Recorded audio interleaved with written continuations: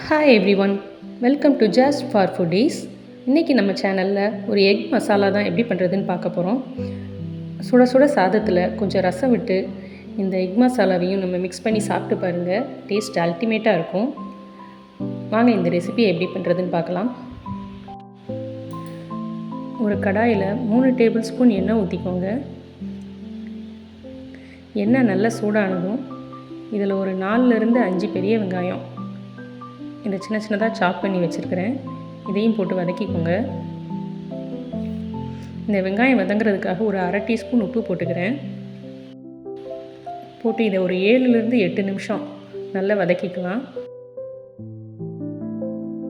இந்த வெங்காயம் ஒரு லைட் ப்ரௌனாக வரணும். இந்த டைமில் இஞ்சி பூண்டு பேஸ்ட் 1 டேபிள் ஸ்பூன் போட்டு அதையும் பச்சை வாசனை போகிற வரைக்கும் வதக்கிக்கோங்க. இதோட ஒரே ஒரு தக்காளி இதையும் போட்டு நல்லா வதக்கிக்கோங்க. தக்காளி வதங்கினதுக்கப்புறம் நம்ம மசாலாலாம் ஆட் பண்ணிடலாம்.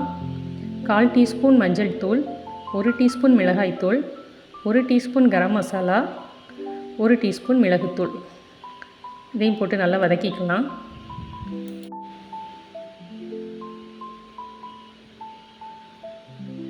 இந்த மசாலாலாம் நல்லா வதங்கினதுக்கப்புறம் இந்த கிரேவிக்கு கொஞ்சமாக நம்ம தண்ணி விட்டுக்கலாம். நான் ஒரு 1/2 கப் தண்ணி ஊற்றிருக்கிறேன். அப்ராக்சிமேட்டாக ஒரு 100 ml ஊற்றிக்கோங்க. போட்டு இதை லைட்டாக மிக்ஸ் பண்ணி விட்டுட்டு இப்போ இன்னும் கொஞ்சம் உப்பு ஆட் பண்ணிக்கிறேன். ஒரு 1/2 டீஸ்பூன் உப்பு. டோட்டலாக நான் 1 டீஸ்பூன் உப்பு சேர்த்துருக்குறேன். இந்த மசாலாவுக்கு கரெக்டாக இருக்கும். இப்போ நம்ம ஊற்றிருக்கிற தண்ணி நல்லா வற்றி இந்த வெங்காயம் தக்காளியெலாம் நல்லா குழைய வரணும்.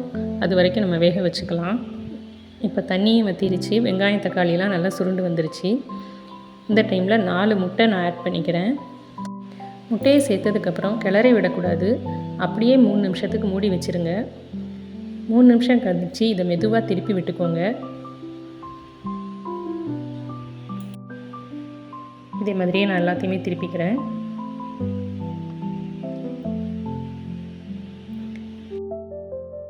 இப்போ மூடி போட்டு இன்னொரு சைடு 3 நிமிஷம் வேக வச்சிடலாம். இப்போ 2 சைடுமே நல்லா வெந்துருச்சு.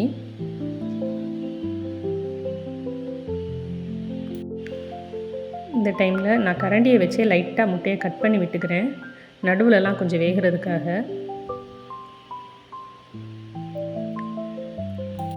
அங்கங்கே லைட்டாக கட் பண்ணி விட்டால் போதும்.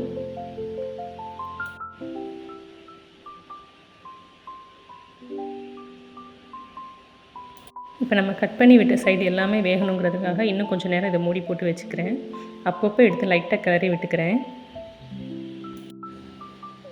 முட்டை உடஞ்சிடாமல் ஸ்லோவாகவே இதை கிளறி விட்டுக்கோங்க.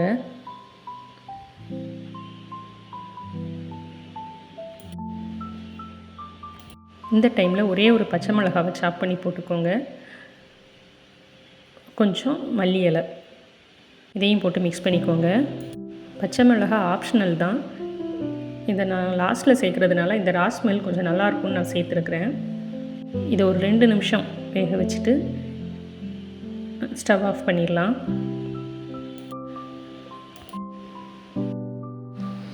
இந்த டைமில் நான் கொஞ்சமாக லெமன் ஜூஸ் சேர்த்துக்கிறேன். ஒரு 1/2 லெமன்லேயும் பாதி தான் எடுத்துருக்கிறேன். இதையும் சேர்த்து மிக்ஸ் பண்ணி விட்டுறலாம். அவ்வளோதான். இதை நான் ஒரு பிளேட்க்கு ட்ரான்ஸ்ஃபர் பண்ணிக்கிறேன். ரொம்ப குயிக்காக காரசாரமாக சூப்பரான ஒரு சைடிஷ் வேணும்னா இந்த எக் மசாலாவை கண்டிப்பாக நீங்கள் ட்ரை பண்ணி பாருங்கள். இந்த வீடியோ உங்களுக்கு பிடிச்சிருந்தா லைக் பண்ணுங்கள். தேங்க்யூ.